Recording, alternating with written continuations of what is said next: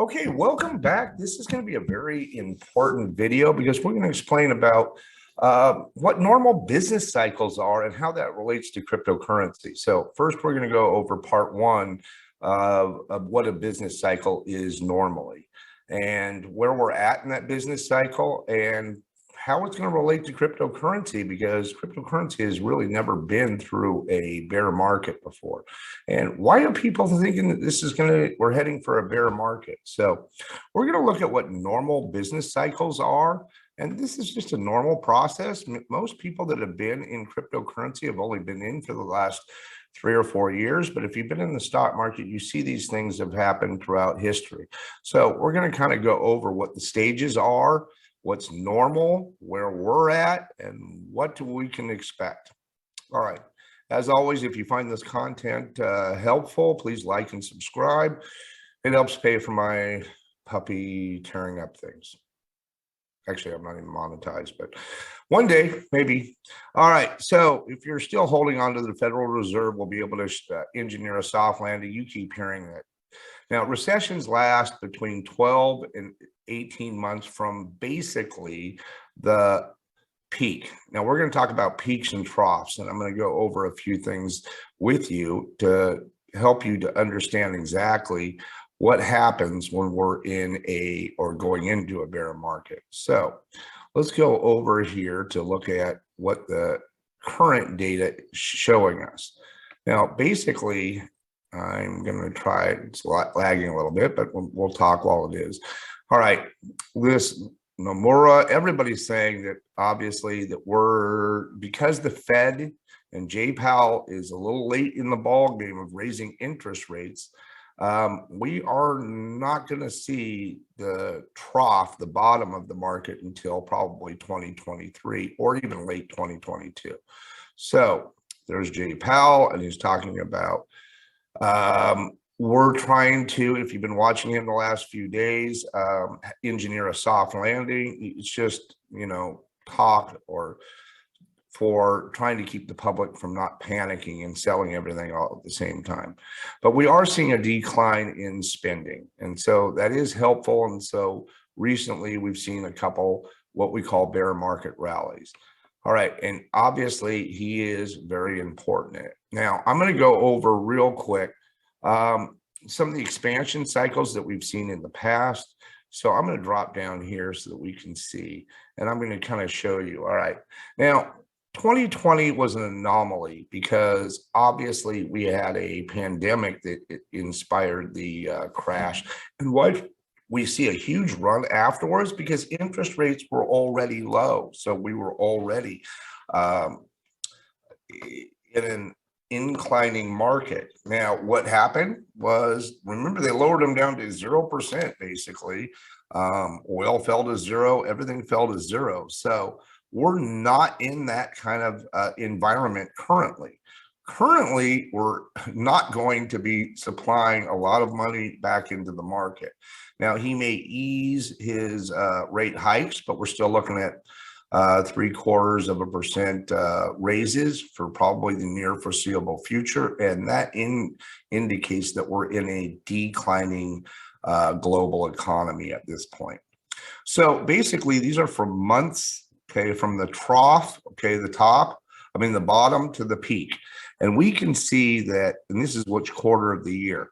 So it's about a year to 2 years. And we're going to see that in most of these markets, like in 1980 to 1982, 73 to 75, 69 to 70, that this takes about at least a year.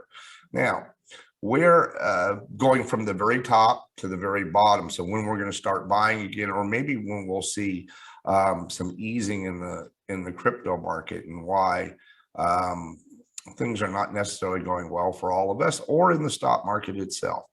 All right, we need to look at where we're at currently, and then we're going to be talking about where all these different things play in. I'm going to shrink me down. All right, so these are the phases, basically, of all sorts of business cycles. Now, these play out constantly and have throughout history, that we go from peaks to troughs back to peaks. So right now, let's take a look. And this is, let's see, this article was last week. No, it was last month, at the end of last month. But it still fairly much applies. We haven't done too much else. Now, we can see that the peak for us was around in December and January, December of last year and January of this year, if you look at the S&P 500 and some other of the indicators. All right. So what happens in these cycles? All right. So in this early phase, we see rebound, employment goes up, credit begins to grow, profits grow rapidly, policy is still stimulative. Now, we're not stimulating the market. So we saw that in what? The end of 2020. And that really brought on a huge market increase. Now, mid-phase, the growth is peaking. Okay, that's up here. Okay, credit's strong, profits are growing, policy is neutral. Are we there right now? I just want us to use some logic to kind of determine exactly, is this exactly probably where we're at? Pretty close. All right, so in the later term right here, okay, as when this is maybe mid-late, okay, the growth is moderating. We're seeing that now. Credit is tightening. We're seeing the interest rates go up. Earnings are under pressure. We're seeing that because of supply chains, Ukraine issues, and many things that cause FUD. FUD is fear, uncertainty, and doubt. And there's one thing the market heads and there's hates, and there's one thing that Powell hates is any kind of uncertainty. The market just hates uncertainty. We all don't know where things are going. So policy contradictory. All right. So they're arguing in the Fed on how much they should raise rates. Inventory grows, sales continue to fall. What did we just see from some of these major companies? Now, why am I talking about the business framework? Because we're seeing a huge correlation between the stock market and the crypto market. It could be even considered the 12th sector, and I'm sure that according to a few people, it will be at some point. So what happens? China right now is in the middle of a recession. They're already way ahead of us, maybe because of their lockdowns and everything else. But we see falling activity, credit dries up, excuse me, profiles decline, policy eases, and inventory and sales fall. Now, according to that model, we won't be there until the end of 2022 or 2023, more likely. All right, to see that trough, the very bottom at which we can go back up. So what is this telling us right now? We're going down, okay? And this is going to continue for 6 months to a year, according to what history has already shown us. There are some other ones that are actually kind of good that I would like to discuss with you. And this talks about the index of the US and when we actually peaked. And I was trying to show you that we hit, what was it? At around 3,600 in December, January of last year. So this shows exactly where that peak was. And what are we seeing continually? That slope going downwards. All right. So S&P is monitoring a grim milestone that would be worse than 7 other years since World War II. So this is more fear, uncertainty, doubt. I really try to leave that out of any kind of analysis. Recession fears overtook the S&P 500 a day after the Fed meeting. This is just recently. And they're saying that there's a 43.5% of trading days that have been really gloomy in 2022. And because of that, they're saying, and you're hearing it all on the news, the chance of a recession is already more likely. What do you feel? How do you feel? Please leave a comment in the section below. We're already in a recession. I mean, you can't tell me that prices just haven't skyrocketed. How many people really think that 8.3% is what I'm paying? You know, we can see it's what doubled. That's like a 50% increase in gas prices or other commodities. And we're going to show you a little bit of the cyclical nature of commodities too, and when everything seems to fall. So this is a perspective by Charles Schwab. And they're kind of going over what's happening with the economy right now. And it's saying inflation is just heating up. And we can feel that right now. Now, when Fed is increasing their tightening, and we call it hawkishness instead of dovishness, and he's doing that, we're going to see a continuation in the market drop, which means a continuation in cryptocurrency volatility as well. All right, let's look at, there was one other thing I kind of wanted to look at was the actual business cycle itself. And let's see.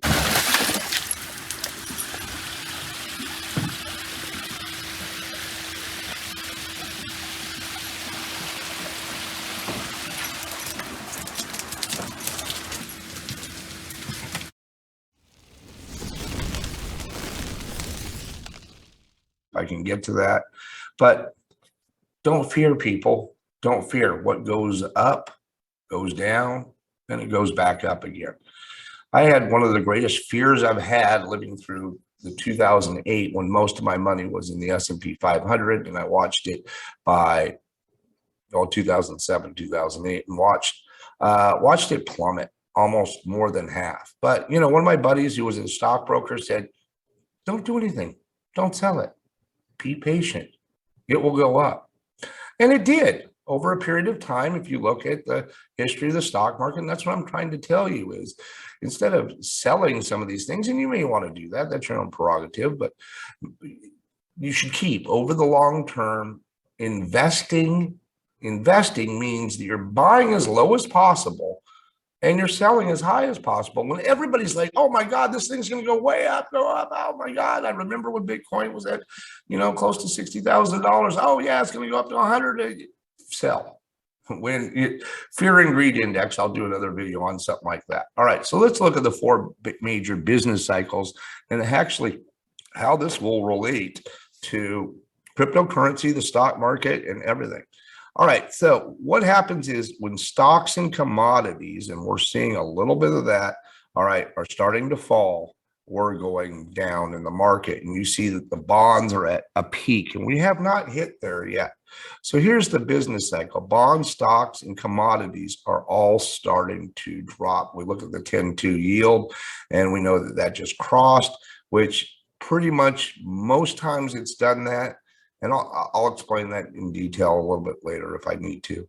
The market's gone into a recession. So commodities have gone up. Don't you feel that like when we're at the peak, okay, as oil hit its all-time highs, that remains to be seen. Remember, right now, and Biden wants to do a gas tax day. Let me explain why that's not necessarily a great idea. We already have a huge problem with supply and demand.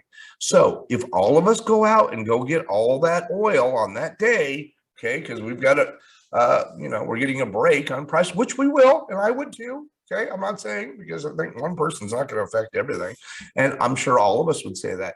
What's going to happen to the supply? We're going to drain the supply, but the demand is still going to exist. So these are just one of those things to just temporarily fix things, like releasing our strategic gas reserves. Okay, that's not going to do anything. Look at history. History's told us it will not affect the price. What happened when he did it before? Prices went up. So right now, oil is at about $106 per barrel.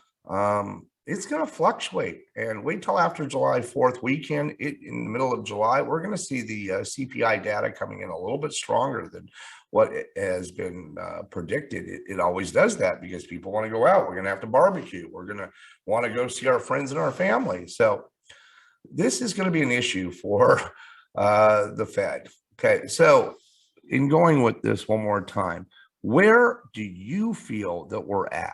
Are commodities still going up? No, this is what happened when we saw a little bit. Commodities are starting to peak, aren't they? Because we've seen a fall from about, it was at what, $128 a barrel, now down to about 106. All right, so we're seeing commodities and stocks are falling and bonds are falling. So what does that say that we're at in this cycle? Again, this is just information. I'm not a stockbroker. I'm just trying to use common sense to help people. Protect their assets, protect their family, and protect their lives. So again, we're probably here. We're not going to see the end of this cycle probably till most predictions say the end of 2022, fourth quarter or first quarter next year, we will see the beginning of the trough. Now, what are we going to look for? We're going to look for another 15 to 20% if we're around right here. Okay, let's just say we're mid-cycle, and hasn't the S&P 500 fell about 23% at this point? So that means it really does have another 20 to 25% to fall. So that puts this S&P 500 currently in close to 3,000. And when it hits 3,100, 3,200, I'm going to start buying. Okay. I may not hit the bottom. That's fine. I'm going to dollar cost average in. And the best way is to dollar cost average out. And that really works with cryptocurrency as well. Don't try to, day trading is really very, very, very risky. This can be an investment for you in your future. I stocked all my cryptocurrency and I bought a Ledger wallet, which I'll talk about, my Ledger X, and I took it off exchanges. I don't trust exchanges anymore. I don't care if I can stake or not. And actually, Ledger Live does have staking. So in conclusion, we're in a normal beginning of a recession. Recessions aren't bad. In fact, recessions are how we make a ton of money. A ton of money. It's not when you sell, it's when you buy. Many, many famous people have said that. And I don't need to remind you of something like that. So we're going to want to have some cash on reserves. Cash is not necessarily trash. I understand that if the interest rates are at 8.5%, I'm losing money basically by just keeping my cash around. I'm at around 50% cash at this point. Would I be at 100%? No way. Okay, no way. I'm still going to be investing. I have a lot of oil stocks. I have a lot of index funds. I have commodities. Okay, gold. Okay, those are sorts of things that I've got right now that I'm currently holding on to, as I think that we haven't hit necessarily another peak. Now, am I going to be getting rid of a lot of that oil fairly soon? Probably by the end of this summer. All right. So what does this have to do with cryptocurrency? Well, cryptocurrency hasn't really seen, in 2008 was about the last time, which was very, very early, like at the very beginning of even the thought of cryptocurrency. So crypto has not gone through a bear market. And the correlation is impeccable between cryptocurrency and the stock market.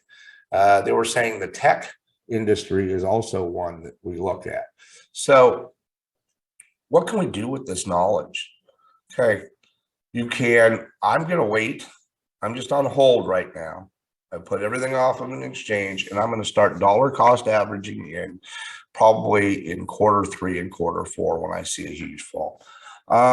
It's not out of the realm of possibilities for Bitcoin to go down to $12,000. Many people have kind of predicted something like that. I just did a video, and please like and subscribe again, about helium, which I'm mining, going down to $4.63. Is that out of the question of possibility? No, it's not.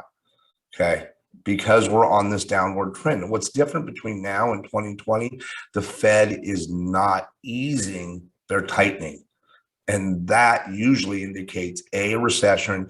This is going to be a pretty deep one, which I could call a depression. I think if it goes over 50% down, yeah, I would say it's a depression, but we're going to be tipping in that range.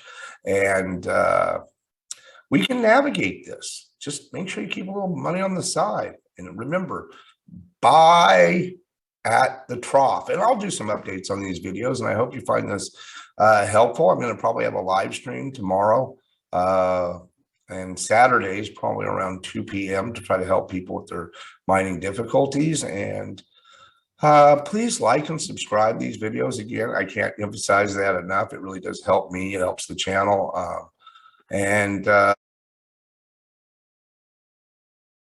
Like I said, I got stepkids I need out of this damn house. I got to pay for them to get rent. Get the hell out. How am I going to do that in a recession? Huh? All right. As always, I hope God has your back and God bless you.